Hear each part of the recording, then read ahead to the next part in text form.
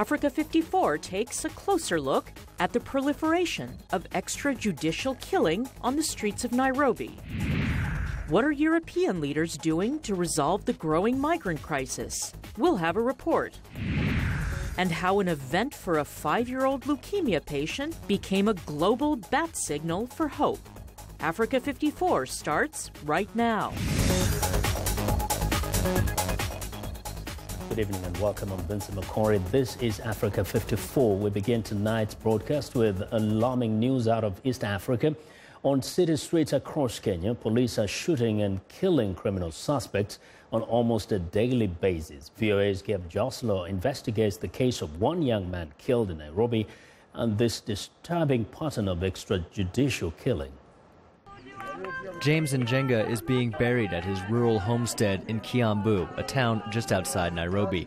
This is the second tragedy visited on the family within a month. Steps from his own grave lies the body of his 17-year-old son, Stephen Gichuru, who was gunned down by police in a Nairobi slum in May. Stephen's brother, Mvunganyi, says his father died from a broken heart. My father really loved Stephen because he was the first son who offered to come and stay with him in Kiambu. So losing that love is what has killed him. Stephen Gichuru's case highlights a troubling trend in Kenya. Young men killed by the police for petty crimes rather than being arrested or charged. A study by the non-profit organization, the Independent Medico-Legal Unit, or IMLU, found more than 1,200 people were shot dead by police in Kenya in a period of just 5 years. By contrast, only 259 gun deaths were caused by armed robbers. Stephen Gichuru's life came to an end here in the Kiamaiko neighborhood, where crime and unemployment run rampant. Police say he started robbing and stealing. But there was another side to Stephen, the acrobat. Here he is in red, performing with a Kenyan troupe during a visit to Taiwan. His family says this was the real Stephen, not the thug the police said he was.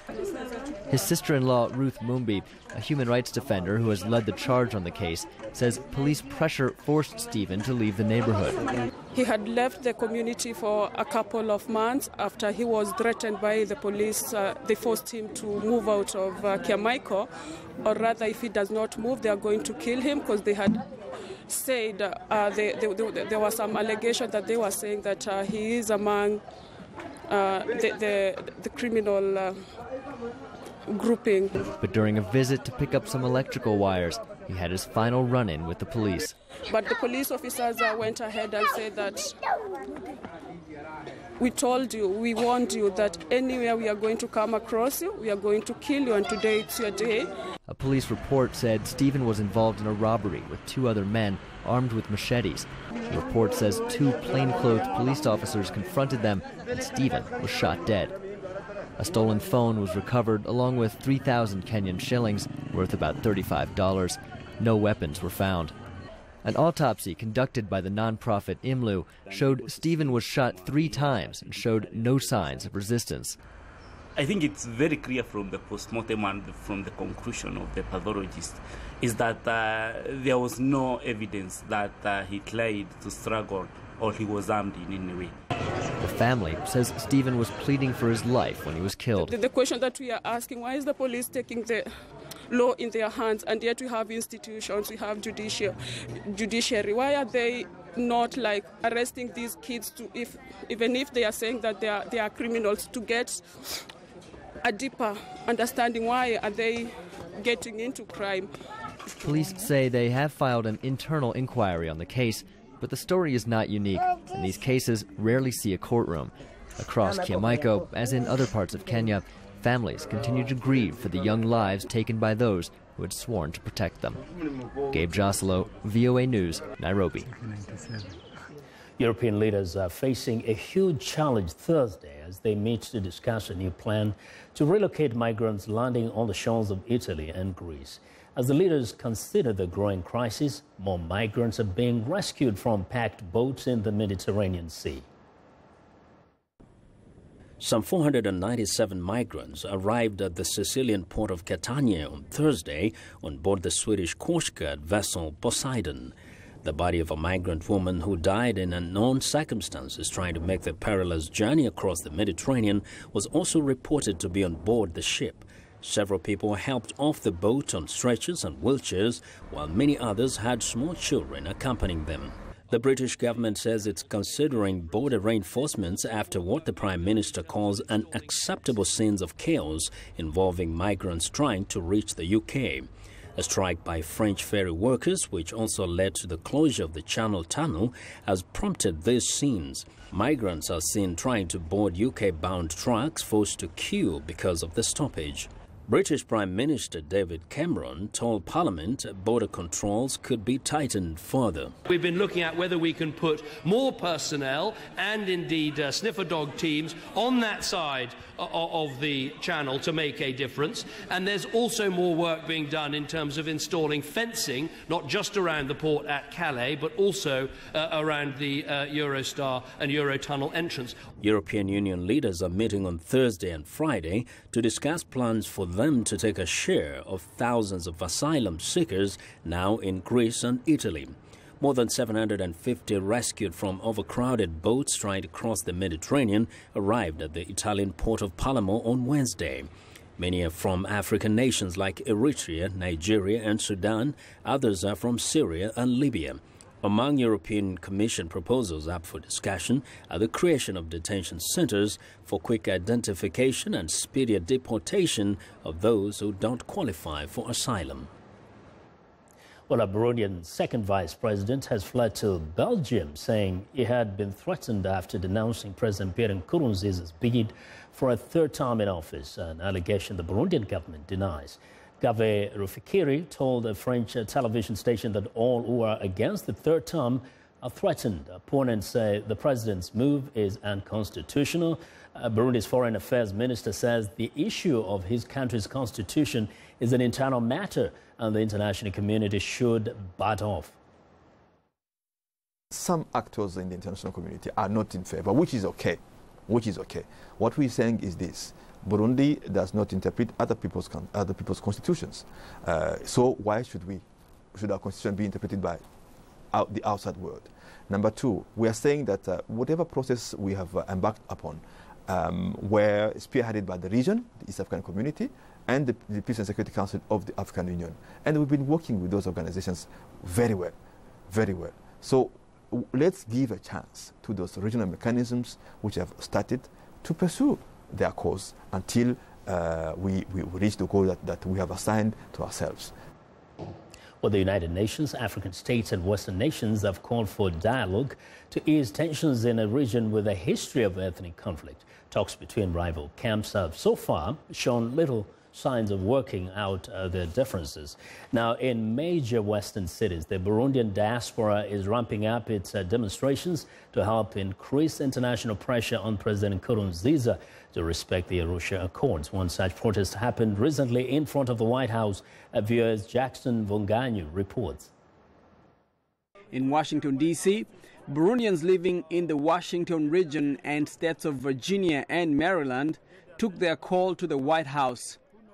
Activist Jean Manirakiza says that diaspora protests are to show solidarity with the protesters in his home country. We are saying no to a third term of President Nkurunziza. We are saying that Arusha should be maintained because that's the foundation of peace that we had in the last 10 years. Protests in Burundi have led to loss of life. This is because of the heavy-handed response from the local police and militia affiliated to Nkurunziza's ruling party. Other reports say that over 100,000 Burundians have sought refuge in neighboring countries of Rwanda and Tanzania. What's happening in Burundi, it's a lot of atrocities.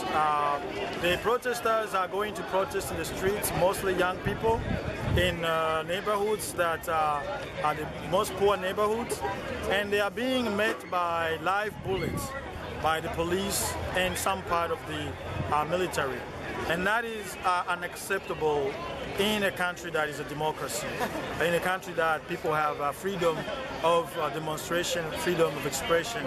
Manirakiza says that attempts by some in Burundi's ruling party trying to define this as an ethnic conflict are wrong, since all ethnic groups are united in the call for Nkurunziza not to run in the upcoming elections. There's no ethnic dimension to this crisis. The Hutus and the Tutsis are all together fighting for this cause. But most people in the countryside are fearful. They are afraid. They cannot say a thing about what the suffering that has been caused by his 10 years of corruption.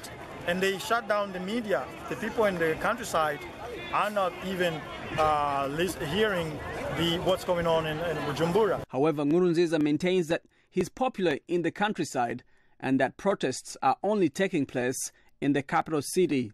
Up to the 110,000 people who escaped the country, they come from the countryside. So he's not as popular as people think he is. It's because that he has intimidated people into submission and fear. For now, protesters in Burundi and in the diaspora hope that the U.S. and other Western donors to Burundi will continue putting pressure on Nkurunziza to respect the Arusha Accords. For Voice of America, I'm Jackson Mvunganyi. Well, now to the U.S. Residents of Charleston, South Carolina are still reeling after a white gunman allegedly shot and killed 9 black people during a Bible study session at a historic African-American church. The attack has raised a number of recurring issues in America, from race to gun control to hate crime. VOA's Carl Perry spoke with 2 political leaders from the state. Andrew Palzeski narrates his report. Less than a week after the June 17th shooting in Charleston, the city's mayor spoke with VOA via Skype about the massacre. Well, of course, the hearts of our citizens are broken. When asked about guns, Mayor Riley didn't hold back. Our country has just been unable to rationally discuss and decide prudent, civilized ways to manage the presence of guns. Riley says what happened here signals how America must continue pushing ahead with efforts to improve race relations. But I think that this is a reminder that we're not at the goal line yet, and there is some more work to do. So I think that's a local, regional, state, and national discussion that we need to have. Where are we? The shooting has renewed debate about the Confederate flag flying on the grounds of the South Carolina state capitol. The flag was a symbol of the pro-slavery South during the U.S. Civil War in the 1860s. Charleston City Council member Keith Waring spoke with VOA about the controversy.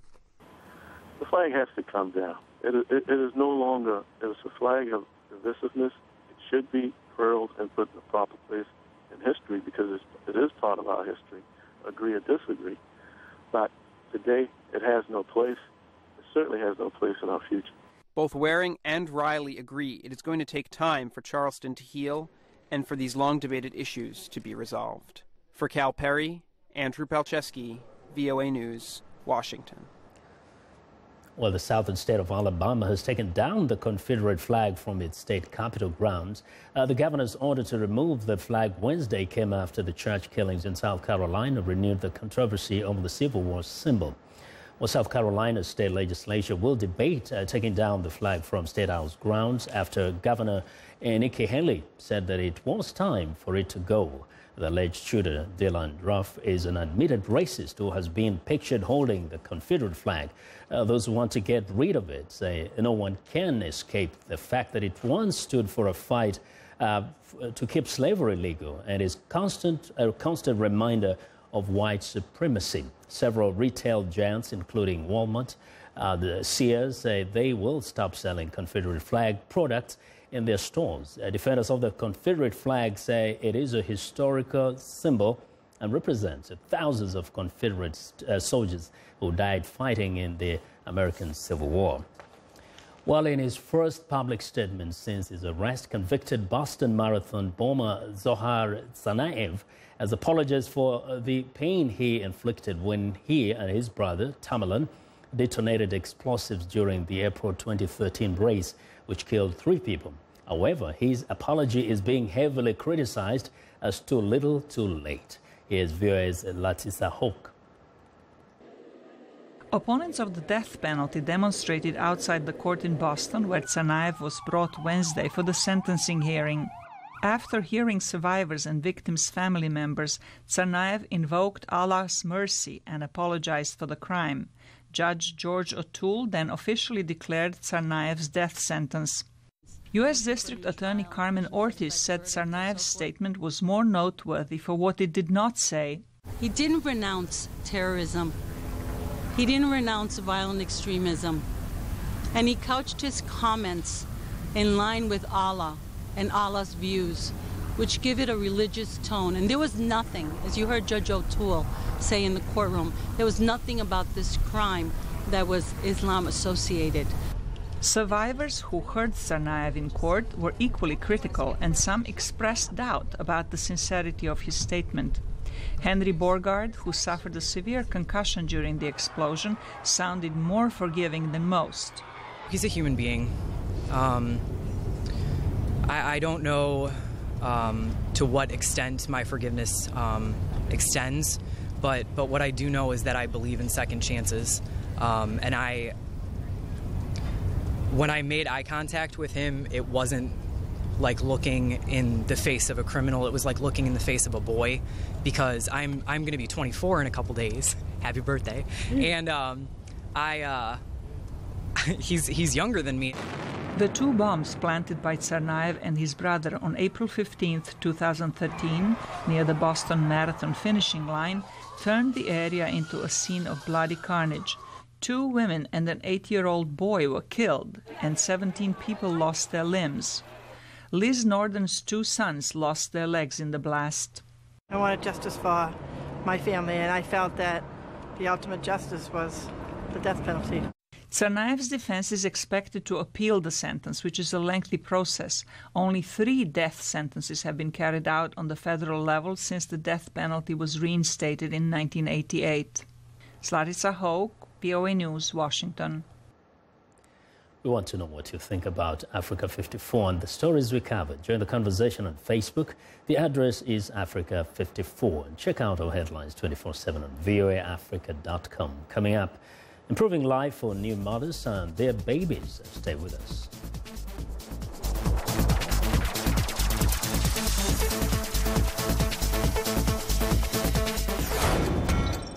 This is BizBeat. This is a high-pressure hose used to clear out earth to recover gold. Thanks to a new technology, areas of mined earth like this all around Johannesburg are being remined to extract more gold from them. Gold that was extracted from this crushed rock at surface, the processes weren't as effective as they are now. Even though the amount of gold recovered from the old mine dumps is less than what was originally found, there are no new deep mining costs, making this a viable operation. Gold is put into a solution with high concentrations of carbon. The gold is loaded onto the carbon is then removed and cleaned, and the gold stripped from the carbon prior to smelting in the smelt house. This new technology helps to restore old dumps and clean them of potential environmental hazards like acid runoff. Eventually, a place like this can then be given back to a city for development. For VOA's BizBeat, I'm Philip Alexio.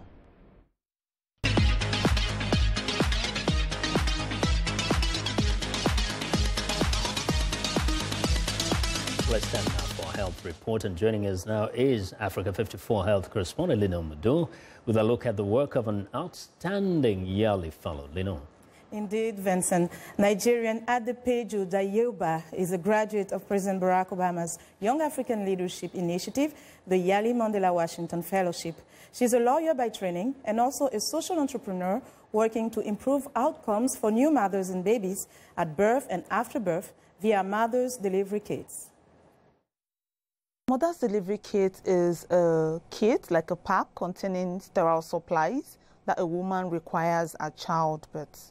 So these supplies basically are about 15 sterile items a woman requires for a clean, safe and hygienic delivery. Some of the items we have in the kit are the delivery mats, the infant receiver, the maternity pads, the mucus extractor to prevent beta asphyxia. You have the gauze, the cotton wool, the mentholated spirit, disinfectant with chlorhexidine, amongst other things. Now, what made you think about this mother delivery kit? So I lost a friend at childbirth, and that was my own turning point.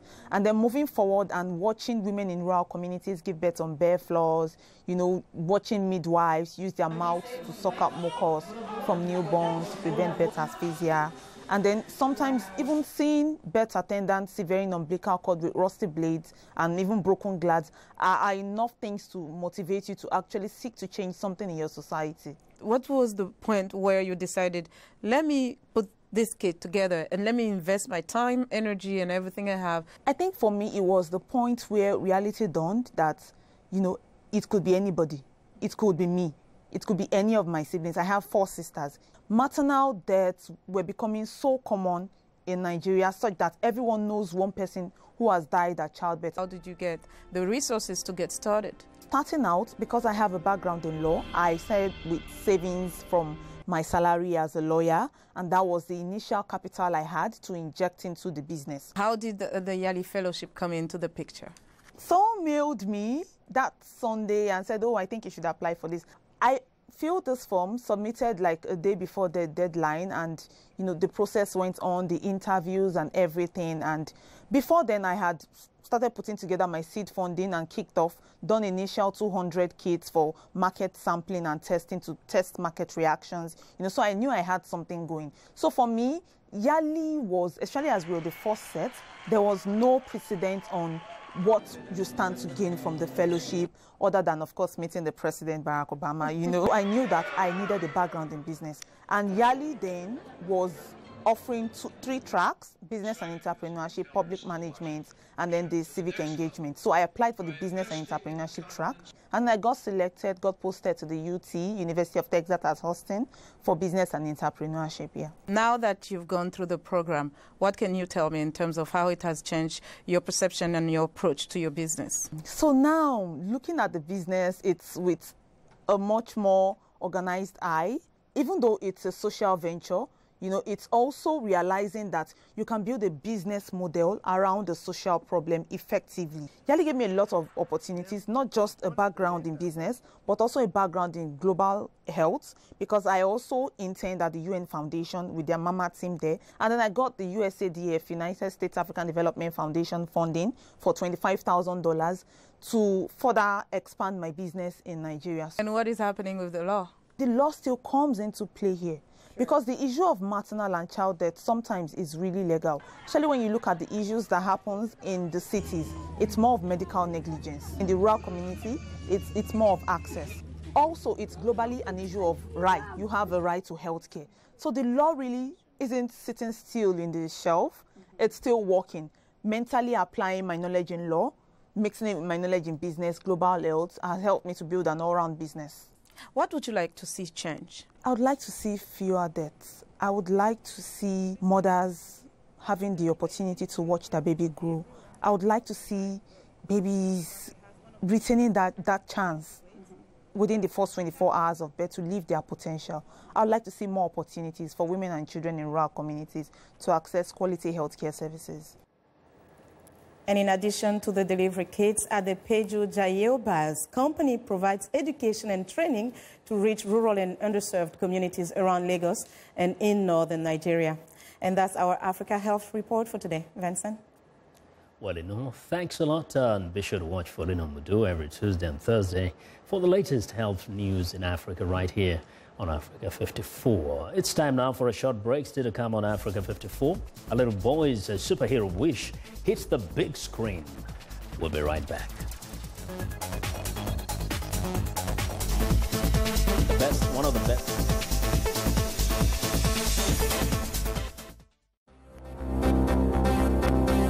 If you've just joined us, I'm Mariama Diallo, and here is a quick recap of today's headlines. In Somalia, a suicide attack in the capital Mogadishu on a diplomatic convoy from the United Arab Emirates kills at least 6 people. In Rwanda, protesters marched on the British embassy in the capital Kigali, demanding that London release their spy chief, General Karenzi Karaki. In Kenya, the Nairobi Water and Sewage Company installs water dispensing machines in the capital to curb the clean water shortage. Finally, Eritrea continues to deny damning UN report on allegations of human rights violations. That's all for today. Thanks for watching. We'll see you next time.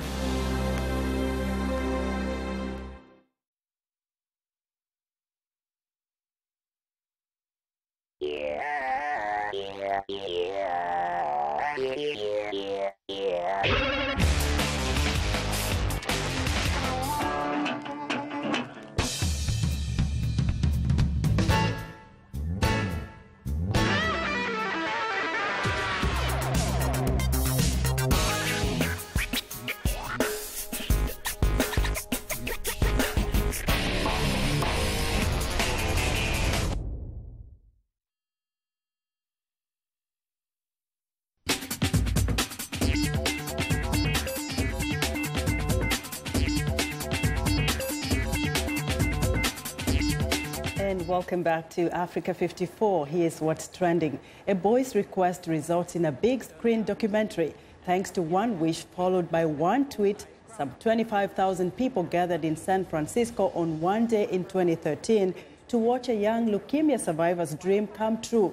That story is told in the new documentary, Bad Kid Begins, about Miles Scott's request to the Make-A-Wish Foundation to play a kid version of Batman in a movie.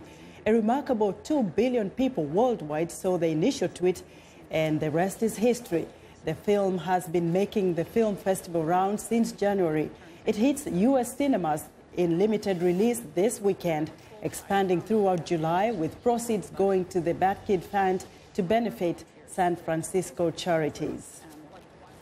And finally, a Transformer robot prototype wows Japanese fair crowds. The larger creation was controlled by staff using a steering wheel. Audiences cheered as the toy car turned into a robot. The smaller version also blew the audience away when it turned from a mini car to a humanoid robot. This model was a 1/20th of the actual Transformer robot they hope to build within 2 years. Neither prototype is expected to go on sale anytime soon, but the developers say they hope to allow people to dream a future of Transformer robots. And that is what is trending today. Vincent, back to you. And I want one of those robots. Thanks a lot, and that's our show for today. Be sure to watch Africa 54 on our website at voaafrica.com. For more news, tune in to VOA's evening radio show, Africa News Tonight at 1800 UTC, and in the mornings to Daybreak Africa between 0300 and 0600 UTC, Monday through Friday. Thanks a lot for watching. From all of us here in Washington, have a good night.